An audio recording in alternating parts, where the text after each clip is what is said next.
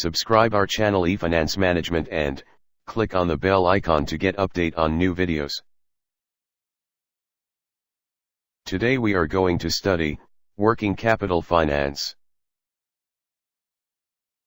The arrangement of working capital financing forms a major part of the day-to-day activities of a finance manager. It is a very crucial activity and requires continuous attention because working capital is the money which keeps the day-to-day business operations smooth. Types of working capital financing are trade credit, cash credit or bank overdraft, working capital loans, purchase or discount of bills, bank guarantee, letter of credit, factoring. Trade credit. This is simply the credit period which is extended by the creditor of the business. Trade credit is extended based on the creditworthiness of the firm, which is reflected by its earning records, liquidity position, and records of payment. It comes with a cost after the free credit period. Cash credit or bank overdraft. Cash credit or bank overdraft is the most useful and appropriate type of working capital financing, extensively used by all small and big businesses. It is a facility offered by commercial banks whereby the borrower is sanctioned a particular amount which can be utilized for making his business payments. The best part is that the interest is charged to the extent the money is used and not on the sanctioned amount, which motivates him to keep depositing the amount as soon as possible to save on interest cost. Working capital loans.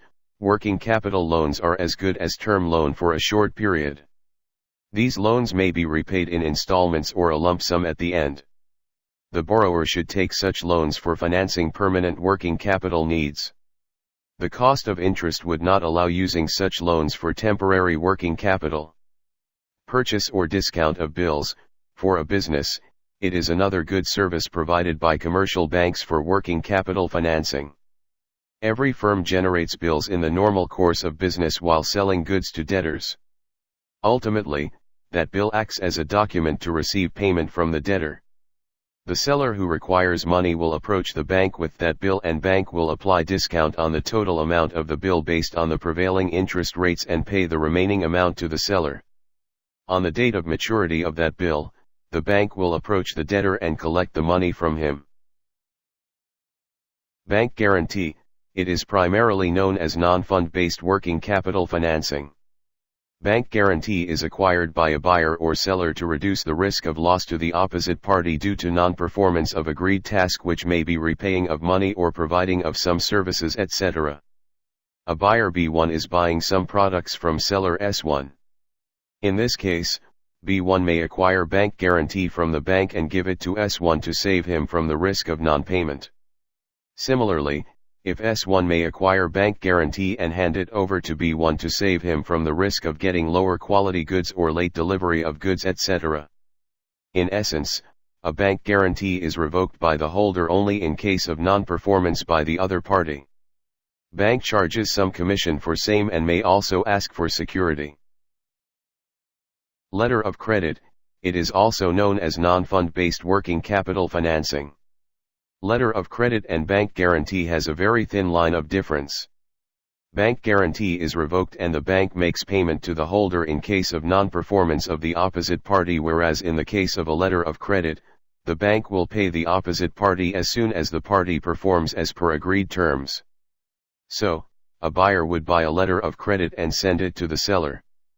Once the seller sends the goods as per the agreement, the bank would pay the seller and collects that money from the buyer. Factoring. Factoring is an arrangement whereby a business sells all or selected accounts payables to a third party at a price lower than the realizable value of those accounts. The third party here is known as the factor, who provides factoring services to business. The factor would not only provide financing by purchasing the accounts but also collects the amount from the debtors. Factoring is of two types, with recourse and without recourse.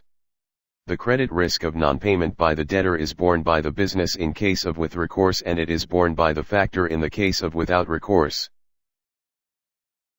Thank you. Please subscribe, like, and share our video.